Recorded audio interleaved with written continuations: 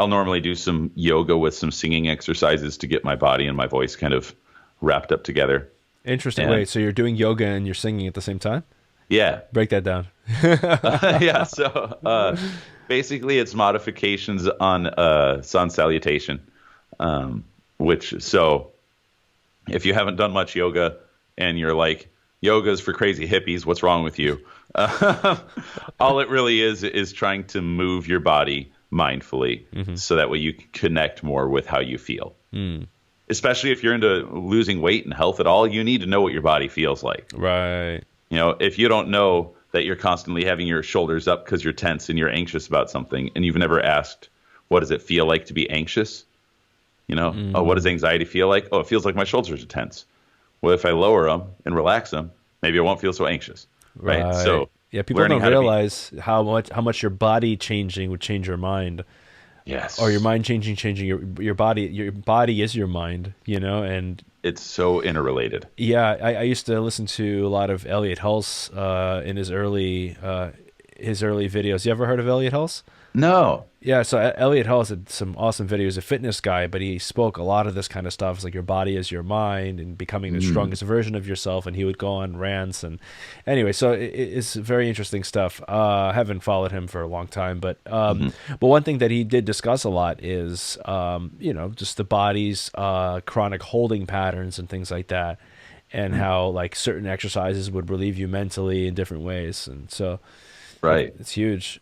It So is. And even if it's something as simple as figuring out how to roll your shoulders back to like get yourself to feel, when your shoulders are back and your chest is a little bit bigger, you feel more confident and you feel less anxious just every time. So if you start to be mindful of that, and you don't have to do a full yoga practice to figure this out, just try it out right now. yeah.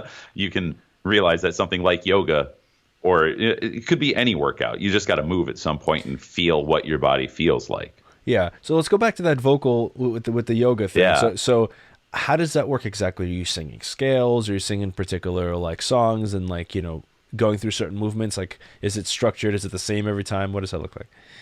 The movements themselves are basically the same every time. Hmm. And if I feel a particular tightness in my body, just suddenly, when you start to get really into this, your body starts to like just say, hold on, stay there for a second. Right. Or like, you need to move your body this way. And I'm like, okay, sure, whatever, I'll do that. But generally, it follows the same flow every morning. Hmm. And from when I was working with a voice teacher, I have all these recordings of our voice lessons. And so there's a couple that I honed in on that were the most effective for getting my vocal coordination together. Hmm. And so I've got one that I do if it's first thing in the morning that's really a lot of low kind of rattling, like 5 note scales. Hmm.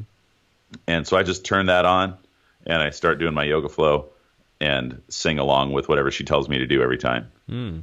And so that just gets me through. And I've got other ones for if I've already warmed up once, then I go to round two, which is this other voice lesson that was helpful. And so those are basically, if I'm going to do, I call it just yoga sing. It's just one word. Yeah.